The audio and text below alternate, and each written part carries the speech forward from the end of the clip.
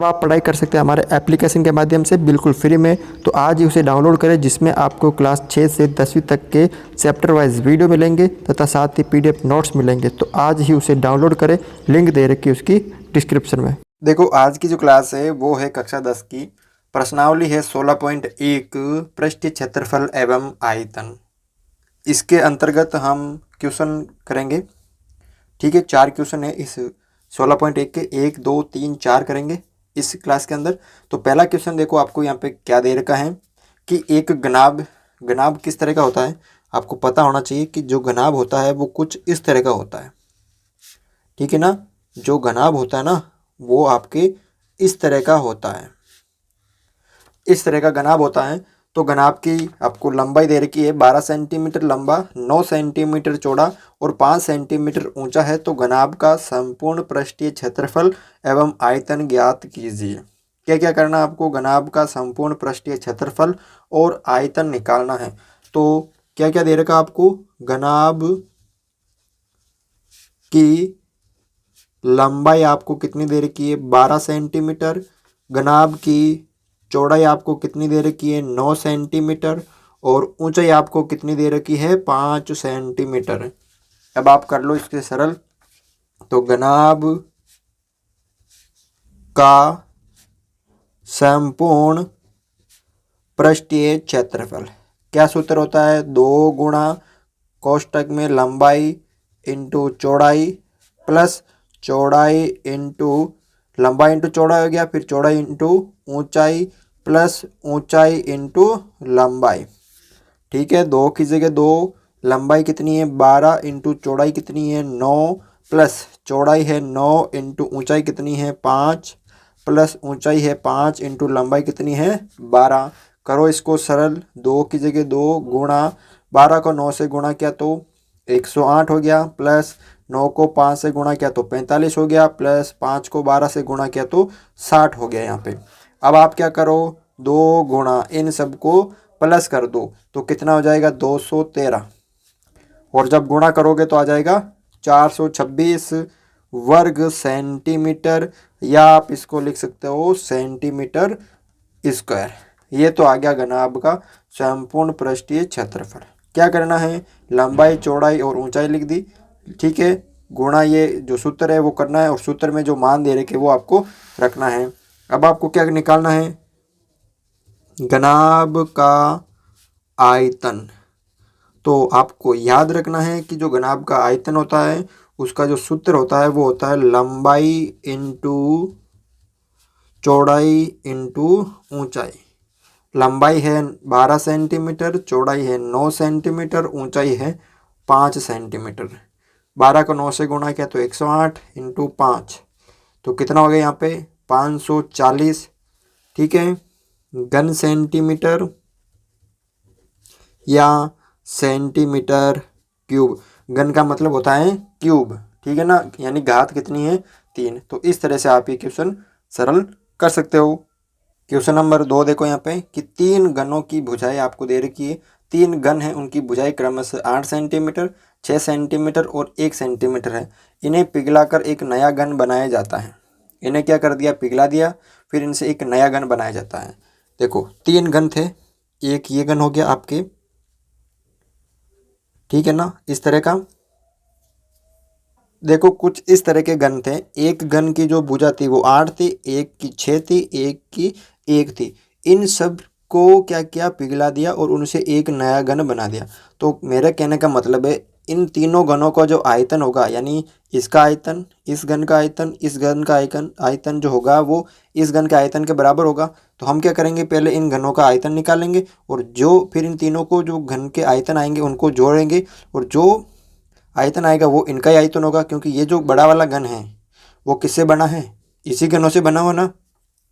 तो आपको करना क्या है? पहले ये इनका आयतन निकाल लेते हैं। तो 8 सेंटीमीटर भुजा वाले घन का आयतन। तो घन का आयतन क्या होता है आपको पता होना चाहिए। तो उसका सूत्र होता है भुजा क्यूब। भुजा क्यूब ये सूत्र होता है। भुजा कितनी है? 8, उसका क्यूब। तो 8 का क्यूब कितना होता है?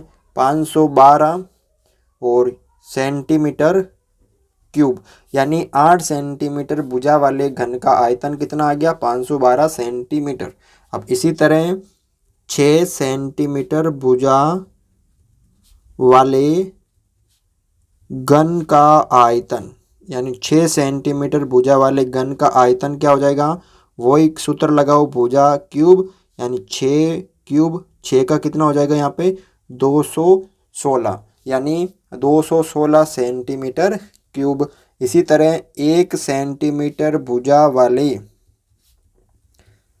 वाले घन का आयतन, तो क्या हो जाएगा भुजा क्यूब, तो भुजा कितनी है 1, उसका क्यूब, यानी 1 सेंटीमीटर क्यूब।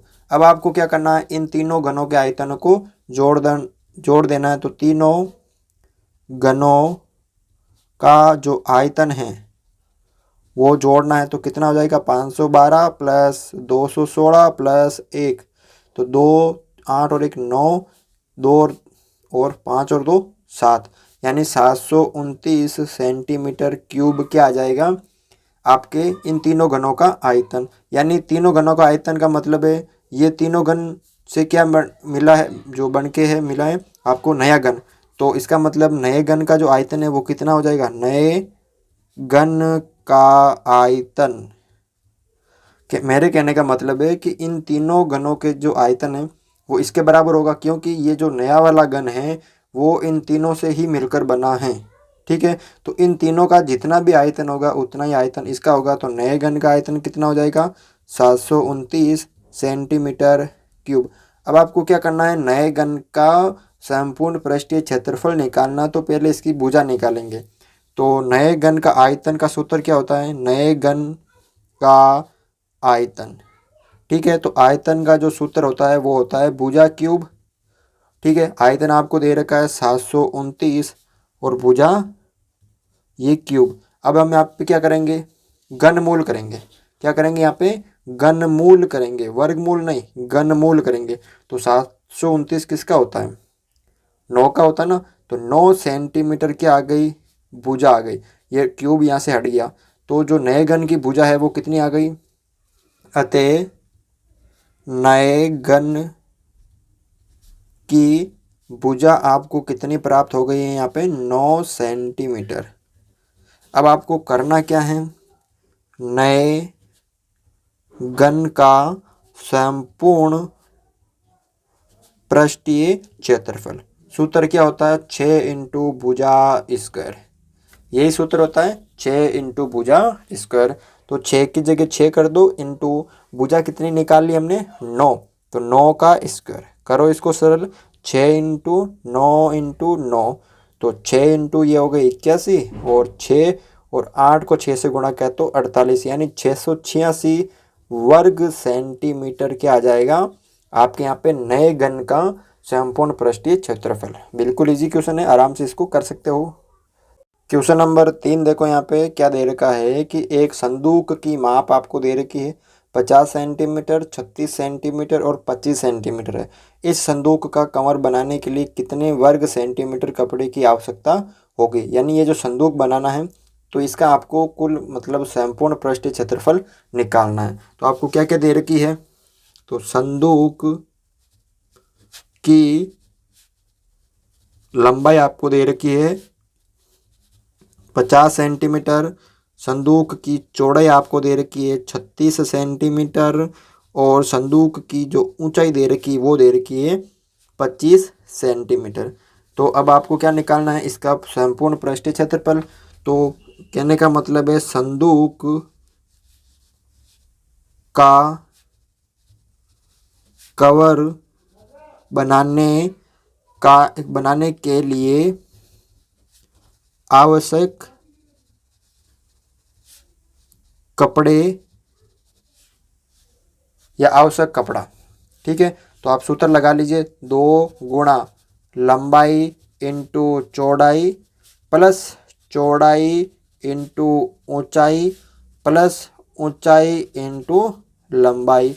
मान रखो 2 की जगह 2 इंटू लंबाई है 50 इंटू चौड़ाई है 36 प्लस चौड़ाई है 36 इंटू ऊंचाई है 25 प्लस ऊंचाई है 25 इंटू लंबाई है 50। ठीक है, अब 2 की जगह 2 गुणा 50 को 36 से गुणा किया तो कितना आ जाएंगे यहाँ पे 1800, प्लस 30 को यहाँ पे 25 से गुणा किया तो आ जाएंगे 900, प्लस 25 को 50 से किया तो 1250। अब इन सबको जोड़ दो, 2 गुणा ये हो गए 1200, ये आपके हो गए टोटल हो गए 3950।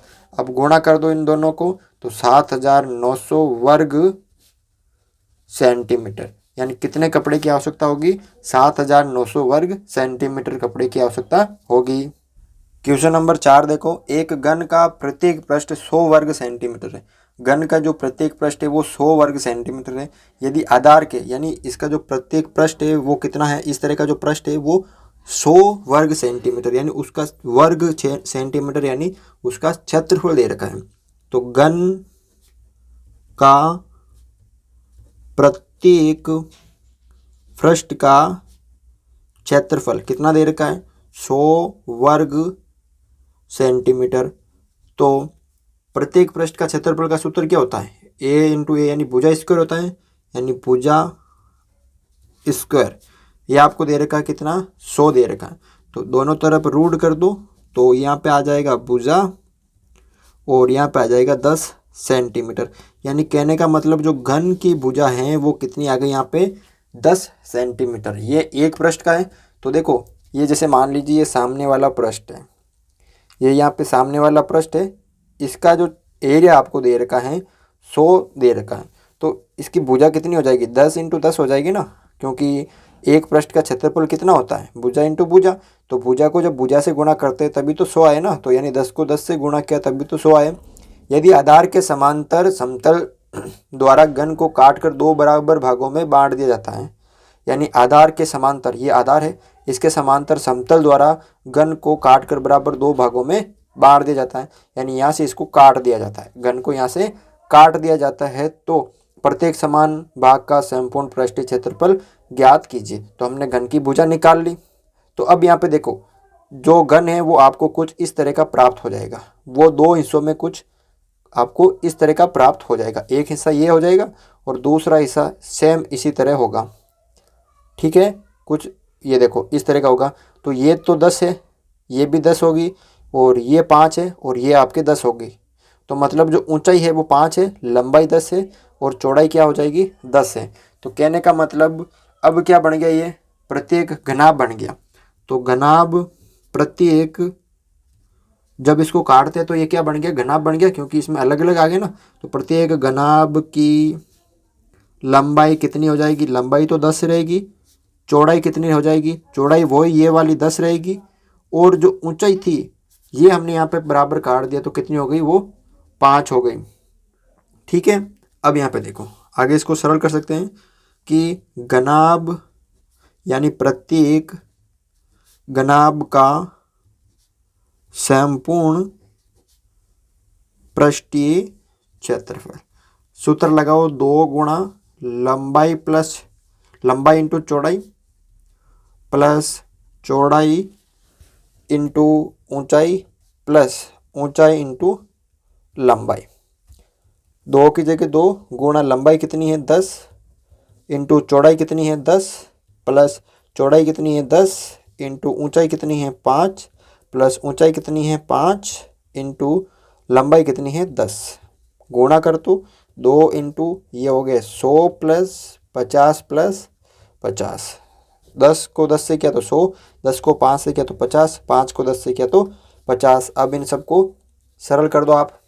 कैसे करेंगे कि देखो 2 गुणा ये हो गई आपके यहाँ पे 200, और 2 को 200 से गुणा किया तो 400 वर्ग सेंटीमीटर। यानी कहने का मतलब है कि प्रत्येक समान भाग आपको प्राप्त हुआ है, प्रत्येक समान भाग का संपूर्ण पृष्ठीय क्षेत्रफल कितना हो जाएगा 400 वर्ग सेंटीमीटर। कितना होगा यहाँ पे 400 वर्ग सेंटीमीटर। कर सकते हो, बिल्कुल इजी क्वेश्चन है। तो आज की क्लास में बस इतना ही था। अगर आपको ये वीडियो अच्छा लगा तो इस वीडियो को लाइक ज़रूर करें, चैनल पर नए हो तो चैनल को सब्सक्राइब ज़रूर करें।